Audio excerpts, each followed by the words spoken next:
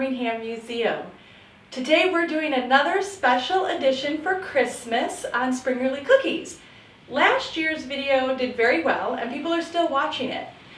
We got a lot of great feedback on it, so we thought, why not show you how to make Springerle cookies so that you can make them at home as well. Now, Springerle cookies go back to the 14th, 15th century Germany, where bakers would make them but also carve out their own Springerle boards, like this one. However, the idea of the flavors of Springerle, which are anise and lemon, go back even farther. Aniseed is a Mediterranean, Middle Eastern spice for cooking. But being a historian, I love learning how food comes to be in places like Germany, aniseed, which is a Mediterranean spice. And it was definitely through the ancient Romans, and Egypt used a lot of anise. So that came up through and into the lower Germanic states. And by the 14th century, they're starting to experiment with their cookies. And by the 15th century, these Springerle cookies are very well known, and bakers would compete with the best carvings, the best Springerle, and of course then those would slowly infiltrate most of Germany up through France. And by the 19th century, if you saw the last Springerle video, you know that Queen Victoria married Prince Albert, who was German, and he came in and brought that whole Christmas celebration, the Germanic celebration of Christmas with the Christmas tree and the decorated cookies, and of course the Springerle. Well, once Queen Victoria and England started experiencing these wonderful German Christmas traditions, America, which had a big love affair with Queen Victoria, brought them to Victorian America. A lot of the Springerle boards would come over with immigrants coming from Germany, especially in Pennsylvania. So we see a lot of beautiful 17th, 18th, and 19th century boards here in America. And of course, these would just explode during Victorian Christmas. And that's why we featured it last year here at the Hunter House, and I'm going to teach you how to make them today. So the first part of Springerle cookies is, of course, the dough. Now, online there are a ton of different Springerle dough recipes that you can follow, but there's one thing that you should be aware of a true Springerle dough. There is no fat in it. It is just eggs, sugar, and flour. It can be flavored with a little bit of lemon peel, and all of them will be flavored with aniseed. Now, in modern day, a lot of people go straight for the baking soda or the baking powder, and in some of the more modern day Springerle, you're going to see that. Don't follow those rules. What you want to do is get ammonium bicarbonate, which is also known as baker's ammonia. To get a true good Springerle press, you have to have the baker's ammonia. It is very readily available online, and if you are anywhere near a Middle Eastern or Mediterranean grocery store, they'll have it because they still use it in a lot of Middle Eastern and Mediterranean cooking. Baker's ammonia only rises with heat, not moisture, and these cookies are supposed to be very low moisture, no fat kind of cookie, because it's more of a biscuit, really. It's supposed to be crunchy, and you cure it for 4 to 6 weeks after you bake it. And we'll talk about that a little bit later. But you want to exchange your baking soda or baking powder for the baking ammonia at the equal parts. So if it calls for 1 teaspoon, use 1 teaspoon. And that will create a better even rise without messing up the top of your Springerle, because we're going to dry out that top. If you use baking soda, you can really it blows out your whole image, and then they're not Springerle anymore. So baker's ammonia is going to be your best friend as a Springerle baker. Next, after you mix your dough, you're going to want to refrigerate it for at least 24 hours. You want your dough very cold.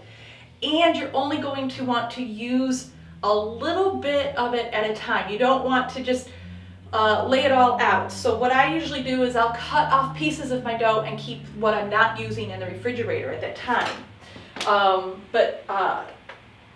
What we're going to do though is then cut our dough, and we want to make sure that we don't really mess with it too much. We don't want to use too much heat on it. So you want a nice floured board. Flour the top of your dough as well. And another thing with Springerle dough, you don't want to reuse it. So once you cut it once, that's it. So if you need 5 dozen cookies, you might want to make a couple batches, because you really don't want to re-roll it once it's been floured and rolled once. Now the thickness of your dough is going to depend on the press that you're going to use. You want your dough thick enough so that the full image comes through.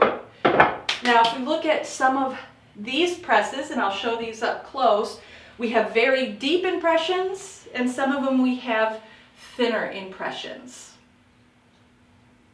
So your press is actually going to dictate your dough thickness. I've made a slightly thicker here, and what I want to do is I want to make sure that everything we use is very floured. We don't want the press to stick, so I kind of rub on just a little bit of flour to the top and then brush it off. We don't want too much flour on our top. The flour will bake and not look pretty, so we'll sweep that off. I use just a simple pastry brush, a nice fine pastry brush. We're going to press our little pine cone. Now I'm going to really just smash it in the flour, so as you can see it gets really, really in there. And then again with the pastry brush we're going to just sort of tap out that flour. So there's still just a minuscule residue, but not caked in. We don't want it caked in. And then to press it, you are going to have to press hard. What I like to do is I like to use my rolling pin and go corner to corner and press, and you can watch the dough kind of squeeze out from the sides, and then press the separate corners again. You don't want to press it all the way down, because then you'll have just a flat cookie with the impression on top, but you kind of want a fluffy center. So a nice, good, firm push. And then what we're going to do is we're not going to just pull it right up. We can rip the cookie that way. We're going to rock it back and forth, kind of break any seal that might be there, and then we're going to lift it straight up. So we're going to give you a little shot of that press so you can see it up close. All right, now that you've seen the press up close, what do we do with the press? We want to cut it out and be very careful. But first we have to prepare our pan to put the cookie on. So a simple cookie sheet, this one is very, very, very lightly buttered. You do not want a lot. You don't want it thick. You want it just enough so that there's no sticking. And then I like to use the anise seed, and this is how it's prescribed in almost all the old cookbooks.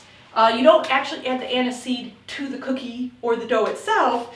You sprinkle it on the tray that the cookie is going to rest on. And then what happens is the dough will sort of fold around the seeds at the bottom, and the aroma of the seeds will delicately lift up through the cookie during its curing stage. So what we're going to do is, with a very sharp knife, is we're going to cut around those edges to give it a nice, perfect little square. If you're really good and you can do designs on the edges, sometimes I like to take a ruffled pastry cutter and do ruffle edges just to give it a unique kind of cut. Those are all very, very appropriate.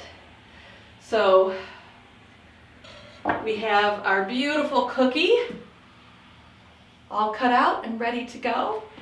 I'm going to dust off the back of any excess flour, just like that. Make sure there's no flour. And then we're going to set it on our tray with the anise seed. So basically just like that. Now, if you're going to do a larger board, sometimes you see some of these boards that are very large. You're going to want to make sure that it fits all the way on the dough. And if you're going to do a roller pin, roller pins are a little bit different than pressing. Like the big boards, it's pressing just like the little boards. You want to take your rolling pin crossways, and make sure that you get good even pressure all the way through. I have a smaller board that will fit on the rest. This is my Michigan board. I love this one. We featured this one last year. It's got the squirrel and the cherries, a little woodpecker, and the 12th night or the Epiphany horn of plenty. So we want to prepare this one just like we did the last one. We're going to make sure that all the nooks and crannies are filled completely with flour.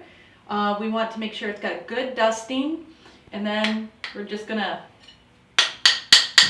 knock it out. So nice dusting. I'm gonna redust this just to be on the safe side. I really don't like it when my cookies stick, because it just ruins the press, and then you have to start all over. So we're going to fit this on here, and corner to corner, corner to corner. We want to make sure that that press is going to come out nice, but we don't want to make it too flat either. So we want to make sure that there's still going to be plenty of, all right, and we rock it, pull it up, and a beautiful, perfect press again. So we're going to cut these out, and we can either do squares. This would be a great time for a pastry cutter, which I don't have at this time, or we can do very delicately, do right around the edges, we can cut them into circles. And you have to have a steady hand for this. You can also get cookie cutters that are, circle cookie cutters, but a lot of times these, especially the handmade ones, will not be a specific size for circles. So there is a lot of delicate cutting work that you have to do. And there we go. So a nice thick cookie, a nice little circle, and this guy can go on our board. Okay, so I've rolled out the dough for our rolling press. These are the ones that you'll find a lot in specialty stores, or if you go up to like Frankenmuth, they sell a lot of these. So how do you use these? Because it is a different type of press. First off, you're gonna have your dough rolled out. You're gonna kind of want to square it off so that you can get as many presses as possible out of your dough. Get that the top of the dough prepared first. This is important with the rollers because you roll it and you don't want it to be ripping, because if you rip it, you ruin a lot of cookies all at once. You're going to want to get your roller nice and floured as well. You want to make sure that every little nook and cranny gets flour in there. This is a messy job. I like to do this over my own kitchen sink. It helps contain the mess. Now I love this roll because this one was actually given to me by a very dear person in my life, And this is from her own family. They were immigrants from the Nordic countries, and her family used to make these Springerles as well. And this was hand carved. It's got some unique Michigan features. They were up in Saginaw. And when she found out that I did Springerle, she gifted it to me, and it is one of my favorite presses. So now that it's all prepared, what we're going to do, you can start at bottom or top, top to bottom. I prefer to start at the bottom and roll forward. And so I start with a good clean image. I press down. Don't press on the handles, you'll break it. You want to kind of press down and just slowly roll. You don't want to roll fast, but you just want to kind of slowly roll as careful as you can. As you can see, some of that dough is getting squished back, and that is okay. We'll just get more cookies out of it. And just keep pressing and rolling as far as we can. So we've got already 1.5 beautiful sets of cookies. Okay, so now you've seen that beautiful press, and what we're going to do is you could either, best laid plans, I was going to bring my pastry roller but left it at home. That you could roller a pastry roller up the lines that you saw. There's actually lines to guide you to cut the Springerle. But a knife cut is just as well. So we're going to cut these. And what's nice about the roller is it's really quick. I just got 23 cookies in one roll. So a lot of the rolls you can find will be simpler designs, but some of the older antique ones can have some beautiful, beautiful designs that are very intricate. So the press is going to be just a little bit harder. Of course, the more you press, the more you make these, the more skilled you'll become. Now, once we get these on the tray, it's time to set them away.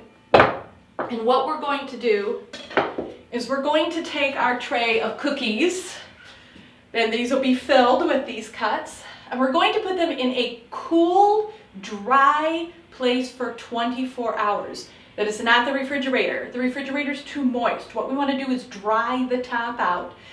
I have an attic room. It's a guest bedroom, never really used. When we turn off the vents, the room gets down to about 50. It's perfect. So I'll set these on a shelf there for 24 hours.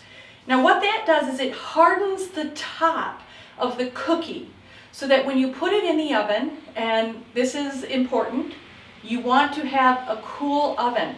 A lot of the old recipes call for a waning oven. That means as the heat dissipates from the oven after cooking all day. We're talking wood burning ovens here, so a waning oven. So set your oven at about 250 degrees. Let your cookie tops dry for a good 24 hours.